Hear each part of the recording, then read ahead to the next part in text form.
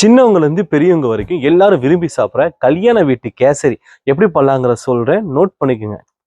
செஞ்சு காட்டுறேன், நீங்களும் செஞ்சு பாருங்க. இன்னைக்கு நம்ம ஒரு 10 பேர் சாப்பிட்ற அளவுக்கான கேசரி பண்ண போகிறோம். அதுக்கு பார்த்தீங்கன்னா ஒரு 1/4 கிலோ அளவுக்கான ரவை எடுத்திருக்கோம். இது ரோஸ்டட் ரவை தான். இது கூடவே ஜீனி பார்த்தீங்கன்னா 2 மடங்கு அளவுக்கு ஜீனி எடுத்துக்கணும். நான் இங்கே பார்த்தீங்கன்னா ஆயிலும் நெய்யும் ப்ராப்பர் ரேஷியோட யூஸ் பண்ண போகிறேன். ஸோ ஒரு 100 ml அளவுக்கு ஆயில், அது கூடவே ஒரு 25 கிராம் அளவுக்கான முந்திரி பருப்பு போடணும். ஆயில் சூடானதுக்கு அப்புறம் தான் போடணும். முந்திரி பருப்பு கிரைட்டாக கோல்டன் கலர் வந்ததுக்கு அப்புறம் தான் நம்ம உலர் திராட்சை அல்லது கிஸ்மிஸ் பழம் போடணும்.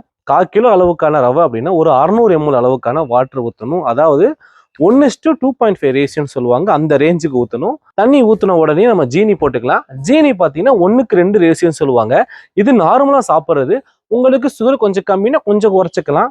இங்கே நான் 250 கிராம் அளவுக்கு ரவை எடுத்திருக்கேன். 1/2 கிலோ அளவுக்கான ஜீனி எடுத்திருக்கேன். உங்களுக்கு தேவை 450 கிராம் கூட போட்டுக்கலாம். மணத்துக்காக ஒரு 5 ஏலக்காவை 1 ஸ்பூன் அளவுக்கான ஜீனி போட்டு பவுடர் அரைச்சி வச்சுக்கணும். அதை நம்ம இப்போ போட்டுடலாம். கலருக்காக லெமன் கேசரி போட்டு நம்ம ஆட் பண்ணியிருக்கோம். சில இடங்களில் பார்த்தீங்கன்னா உப்பு போடுவாங்க. உப்பு எதுக்குன்னு பார்த்தீங்கன்னா ஸ்வீட்னஸை பேலன்ஸ் பண்ணுறதுக்காக தான். நீங்க போறதும் தாராளமா போட்டுக்கலாம். நம்ம இந்த வீடியோவில் நம்ம அதை ஆட் பண்ண கிடையாது. இப்போ நல்லா கொதிச்சிருச்சு. இப்போ அடுப்பு ஸ்லோ ஃப்ளேம்ல வச்சுட்டு ரவையை ஸ்லோவா ஆட் பண்ணணும். ரொம்ப அதிகமாக ஆட் பண்ணா கெட்டியாயிரும். கெட்டியாகி லம்ப் மாதிரி ஃபார்ம் ஆயிரும். நமக்கு ப்ராப்பர் அந்த கேசரி பக்குவம் கிடைக்காது. இப்போ நம்ம நெய் ஆட் பண்ணலாம்.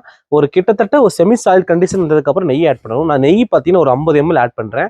நம்ம இங்கே பார்த்தீங்க அப்படின்னா ஆப்பிளை வச்சு கேசரி பண்ண போகிறோம். ஸோ இந்த ஆப்பிளை நம்ம வந்து என்ன செய்ய போகிறோம் அப்படின்னா கேசரி இறக்கிட்டு பக்குவத்தில் போடணும். இந்த செமி சாயில் வந்ததுக்கப்புறம் நம்ம என்ன பண்ணுறோம்னா அடுப்பை ஆஃப் பண்ணிட்டு அது மேலேயே இன்னும் ஒரு 2 ஸ்பூன் அளவுக்கு நெய், அது கூடவே ஆப்பிளை வந்து தோலை உரிச்சு சின்னதாக கட் பண்ணி வச்சுருக்கோம். டைமண்ட் ஷேப் கட் பண்ணி வச்சுருக்கோம். அதை போட்டு நம்ம வேக விடக்கூடாது. அதை போட்டு 2 கிளறி விடணும். ஏன்னா இந்த சூட்டுலேயே அந்த ஆப்பிள் வேகும்போது, இந்த சூட்டுலேயே இந்த ஆப்பிள் இருக்கும்போது அப்போதான் அந்த ஆப்பிளுடைய ஃப்ளேவர் வரும். இதை ட்ரை பண்ணி பார்த்துட்டு டேஸ்ட் எப்படி இருந்துச்சுன்னு மறக்காம நம்ம கமெண்ட் பாக்ஸில் தெரியப்படுத்துங்க. மறக்காம நம்ம சேனலை ஃபாலோ பண்ணிக்கோங்க.